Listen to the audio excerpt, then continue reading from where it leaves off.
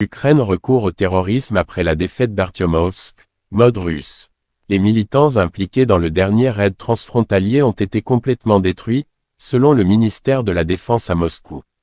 Moscou a condamné la dernière attaque de Kiev contre la région russe de Belgorod, accusant ses forces armées de commettre des actes terroristes contre la population civile. Ces commentaires sont intervenus après qu'un groupe de saboteurs ukrainiens a lancé lundi un raid dans le district de Grévoron, blessant au moins 8 habitants.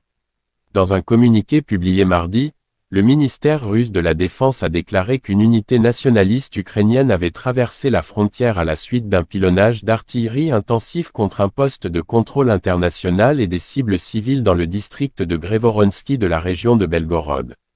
Le régime de Kiev, après avoir subi une défaite dans la ville d'Artyomovsk, connue sous le nom de Bakhmout en Ukraine, est passé à la mise en œuvre d'actions terroristes contre la population civile, a déclaré le ministère russe de la Défense, décrivant l'attaque de lundi. L'unité a cependant été complètement détruite au cours d'une opération antiterroriste, a indiqué le ministère. Il a ajouté que les nationalistes ukrainiens avaient été vaincus par des frappes aériennes, des tirs d'artillerie et les actions des gardes-frontières du district militaire occidental.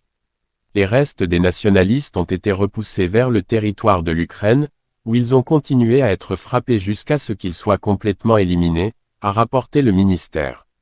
Il a affirmé que plus de 70 terroristes ukrainiens, 4 véhicules de combat blindés et 5 camionnettes avaient été détruits au cours du processus. Le ministère a également publié une vidéo montrant prétendument la destruction du groupe de saboteurs ukrainiens. Le porte-parole du Kremlin, Dmitry Peskov, a également suggéré que l'attaque de lundi visait à détourner l'attention de la perte d'Artyomovsk par l'Ukraine. La ville du Donbass a récemment été entièrement libérée par les forces russes, bien que Kiev ait contesté les revendications de la capture de la colonie. Peskov a décrit le raid de lundi comme un sujet de profonde préoccupation, et a déclaré qu'il confirme une fois de plus que les militants ukrainiens poursuivent leurs activités contre notre pays. Cela demande beaucoup d'efforts de notre part. Ces efforts se poursuivent, tout comme l'opération militaire spéciale visant à empêcher de telles intrusions à l'avenir, a ajouté Peskov.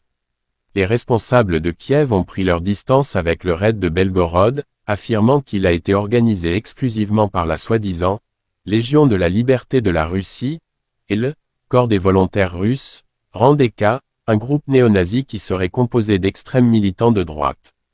Une attaque similaire a eu lieu début mars dans la région russe de Bryansk, faisant 2 morts parmi les civils. Le RDK a revendiqué la responsabilité directe de l'incident à l'époque, mais a également déclaré que les autorités ukrainiennes avaient directement approuvé l'opération.